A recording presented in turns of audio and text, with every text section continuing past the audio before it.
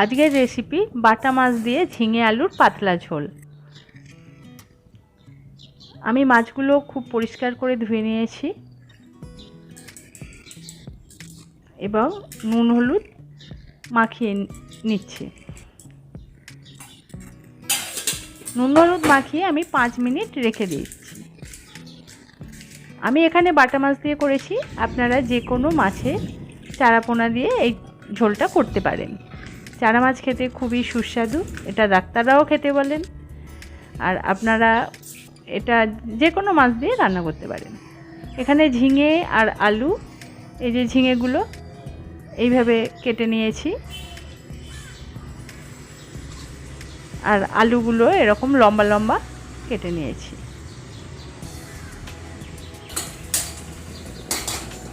Gas জ্বালিয়ে আমি কড়াটা বসিয়ে দিলাম। কড়াটা একটু গরম হলে পরিমাণ মতো তেল আমি কড়াইয়ে দিয়ে দিচ্ছি। তেলটা একটু গরম হলে আমি সামান্য নুন দিয়ে দিলাম। নুনটা দিলে কড়াই আর মাছগুলো আটকে যাবে না। এবারে কড়াইয়ের মধ্যে তেলটা ছড়িয়ে নিচ্ছি। তেলটা বেশ ভালো মতো গরম হয়ে গেলে আমি মাছগুলো ছেড়ে দিচ্ছি। আমার চ্যানেলে যারা নতুন, এখনও সাবস্ক্রাইব করেননি, তারা সাবস্ক্রাইব করে আমার পাশে থাকুন। এবারে এক পিঠ হয়ে গেছে, আমি উল্টে দিচ্ছি মাছগুলো। আপনারা যদি আমার মাছের অন্য রেসিপি দেখতে চান, ডেসক্রিপশান বক্সে এর লিঙ্ক দেওয়া আছে, আপনারা দেখতে পারেন। ভাজা হয়ে গেছে, আমি একটা পাত্রে তুলে নিচ্ছি।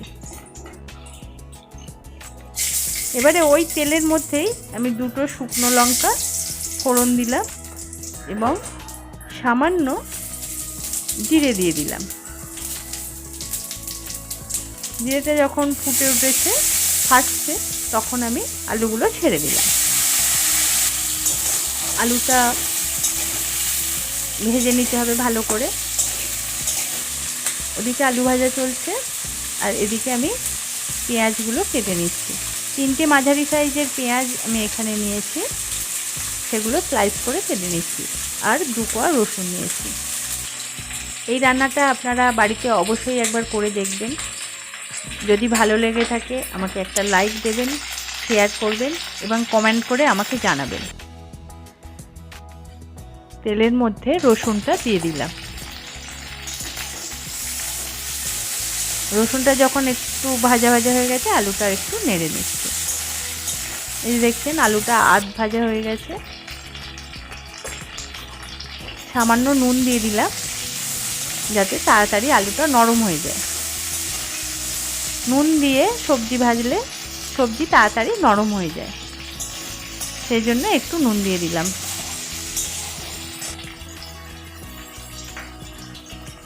হাফ ভাজা হয়ে গেছে, এবারে আমি পেঁয়াজটা দিয়ে দিচ্ছি। আলুটা যখন হাফ ভাজা হবে তখন পেঁয়াজটা দেবেন। পেঁয়াজ এবং আলু একসাথে মিশিয়ে ভালো করে ভেজে নিচ্ছি। এই আলুটা প্রায় সিদ্ধ হয়ে এসছে। আলু এবং পেঁয়াজ খুব ভালো করে ভাজা হয়ে গেছে।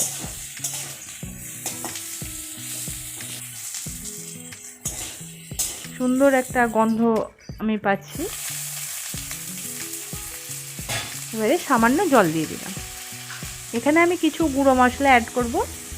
হাফ চামচ জিরে গুঁড়ো দিলাম, হাফ চামচ ধনে গুঁড়ো,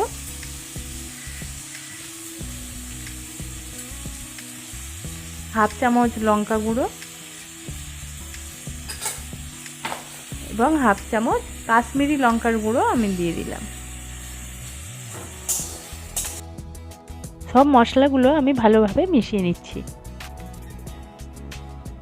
সামান্য জল দিয়ে দিচ্ছি যাতে মশলাটা না পুড়ে যায়। তারপরে ভালোভাবে কষিয়ে নিচ্ছি। সামান্য নুন দিয়ে দিলাম। নুনটা আপনারা আপনাদের পরিমাণ মতো দেবেন। 1 চামচ চিনি দিলাম। চিনি যদি আপনারা পছন্দ না করেন দেবেন না। এটা দিয়েও আমি ভালোভাবে মিশিয়ে নিচ্ছি।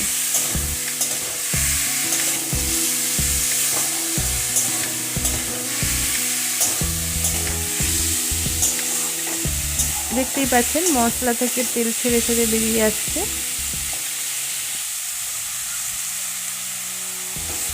তখন আমি ঝিঙেটা দিয়ে দেব। ঝিঙে বেশিক্ষণ ভাজতে হয় না, হালকা ভাজলেই চলে। এই মশলার সাথে আমি ঝিঙেটাও ভালো করে মিশিয়ে নিচ্ছি।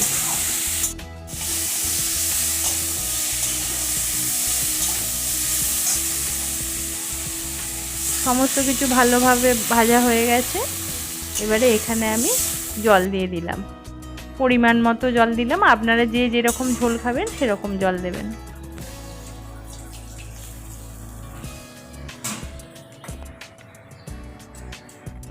সামান্য হলুদ গুঁড়ো দিয়ে দিলাম।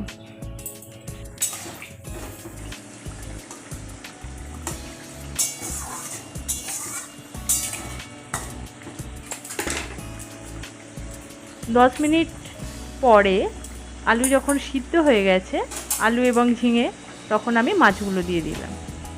মাছগুলো দিয়ে আর বেশিক্ষণ ফোটানোর প্রয়োজন নেই, 2-3 মিনিট মতো ফুটিয়ে আপনারা বন্ধ করে দেবেন গ্যাসটা।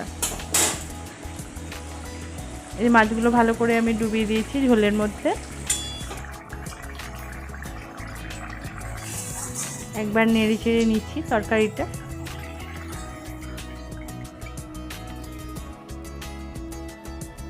ব্যাস, আমার মাছের ঝোল রেডি। এই রেসিপিটা আপনারা একবার বাড়িতে বানিয়ে খেয়ে দেখবেন। যদি ভালো লেগে থাকে তাহলে একটা লাইক দিয়ে চ্যানেলটা সাবস্ক্রাইব করে দেবেন। ধন্যবাদ।